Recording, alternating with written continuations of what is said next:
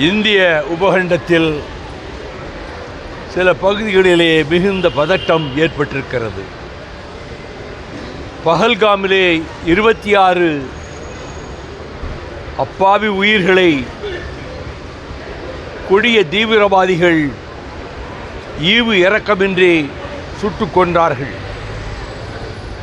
ஒரே ஒரு மனதுக்கு ஆறுதல் அளிக்கின்ற செய்தி என்னவென்றால், 10க்கு குறையாத முஸ்லிம் இளைஞர்கள், அந்த பகுதியைச் சேர்ந்த பஹல்காமைச் சேர்ந்த இளைஞர்கள், மீதமுள்ளவர்களை எல்லாம் பாதுகாத்து அவர்களை காப்பாற்றி பத்திரமான இடங்களிலே கொண்டு போய் சேர்த்தார்கள். இந்த செய்தி விரிவாக சொல்லப்படவில்லை. ஒரு சில பத்திரிகைகளிலே மாத்திரம் 2 வரிகள் வந்தன. நான் ஏன் இதை குறிப்பிடுகிறேன் எனில், யுத்தம் தொடுக்க வேண்டும் என்று பொறுப்பிலே இருக்கிற மத்திய அமைச்சரவையில் இருக்கிறவர்களும் அதே கோணத்தில் பிரச்சனையை அணுகுவதாக தலைமை அமைச்சர் நரேந்திர மோடி அவர்களும் சொல்லி வருகிறார்கள். யுத்தம் என்பது சும்மா எளிதாக வந்துவிட்டு போகிற காரியம் அல்ல.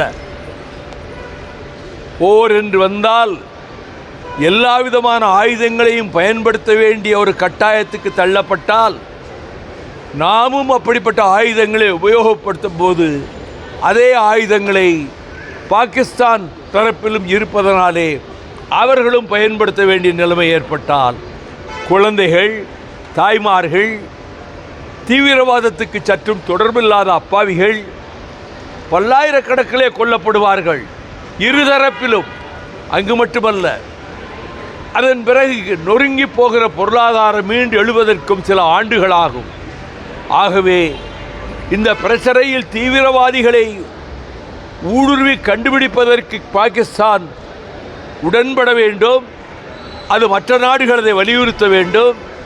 அந்த தீவிரவாதிகளினுடைய குகை எங்கே இருக்கிறது, அவர்கள் பதுங்குமிடம் எங்கே இருக்கிறது என்று கண்டுபிடித்து அவர்களை கடும் தண்டனைக்கு, துப்பாக்கிச் சூடு முதல் அவர்களை உயிர்களை பற்றி கொஞ்சம் கூட கவலைப்படாமல் ஈவிரக்கமில்லாமல் கொண்ட அந்த படுபாவிகளை அப்படிப்பட்ட தாக்குதல் நடவடிக்கைகளை அளித்தால் வரவேற்கத்தக்கதுதான்.